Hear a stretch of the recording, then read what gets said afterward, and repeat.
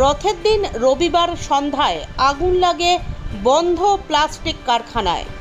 8টি ইঞ্জিন ঘটনাস্থলে ছুটে যায়। বন্ধ কারখানায় আগুন লেগেছে, তাই আগুন নেভাতে বেগ পেতে হয় দমকল বিভাগকে। পশ্চিম চৌবাগার প্লাস্টিক কারখানায় আগুন লাগে। ওই প্লাস্টিক কারখানার ভেতরে প্রচুর পরিমাণে দাহ্য বস্তু থাকায় আগুন দ্রুত গতিতে ছড়িয়ে পড়ে। আশেপাশে এলাকা কালো ধোঁয়াতে ঢেকে যায়। আতঙ্কিত হয়ে পড়েন এলাকার মানুষজন।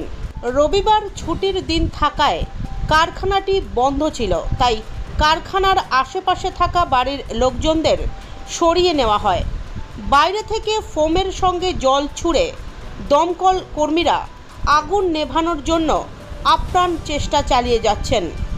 রবিবার ছুটির দিনে রথ উৎসবের সন্ধ্যায় এই ভয়াবহ অগ্নিকাণ্ডের ঘটনায় চাঞ্চল্য ছড়িয়ে পড়ে ওই এলাকায়।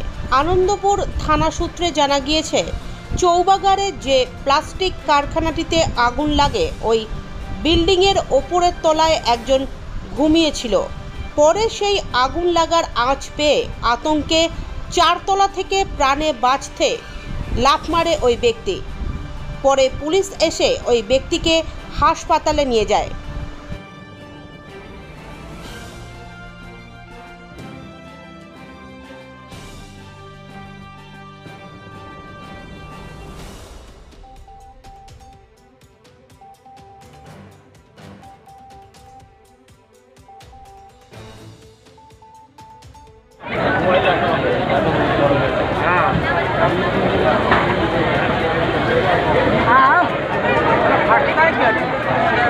अरे